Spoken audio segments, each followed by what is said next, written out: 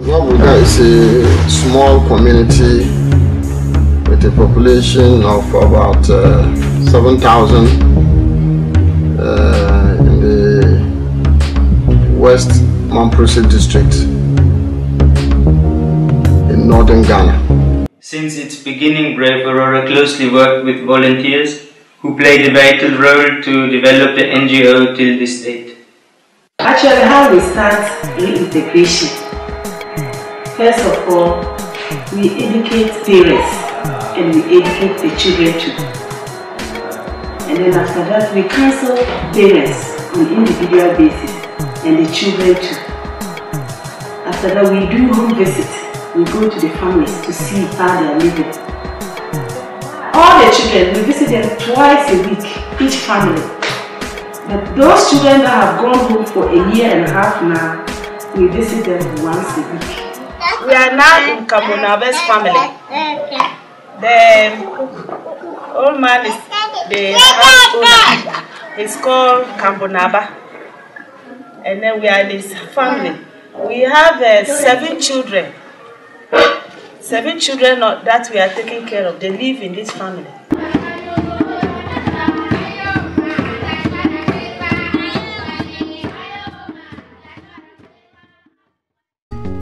Also assisted with a library for the school and a computer lab, of which we are very grateful. But we've seen tremendous change in the performance of our pupils with regards to the establishment of the library and then the computer laboratory. I'm a teacher of Braveaurora Junior High, integrated science teacher.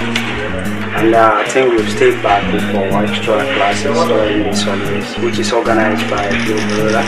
The main purpose of this particular classes or holiday classes is to make sure that most of our topics have been covered. And then Braveaurora has taken upon them to organize these extra classes in order to be able to finish our topics. We wish and pray that these classes will always continue every occasion, because we as teachers have realized that it has been helping most of our students. They haven't stopped there. In collaboration with the community, they've embarked on an environmental project which has to do with tree planting.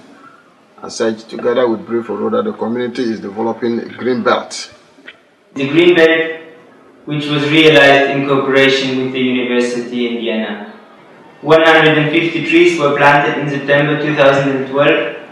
Community was involved in the planting, and the community members came out to plant the trees and also to provide proper fencing for each tree so that they are protected from the animals. So right now you see the Malam with some children removing the old plants in preparation for yams and different things we want to plant now in the rainy season. Not use the chemical with my garden. I'll use the local one with Manuel and Dresden. If we pray the chemical is not good, I'll use it with local thing. It's Manuel things. We have done so many of them already, meaning we have integrated them with their families. And their families are grateful that these kids have come back wonderful children, good children, well behaved, and they're willing to integrate into the society that their fathers and mothers had left them, to do well in society, to be called people of substance, children of substance, not to be called or tagged names with the stigma of orphanage. So Braveaurora coming in and taking these children and training them, hiring social workers, hiring education coordinators, hiring a project manager, showed how important these children are to these people from Austria.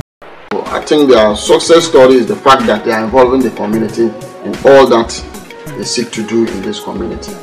And that is what I'm most happy for.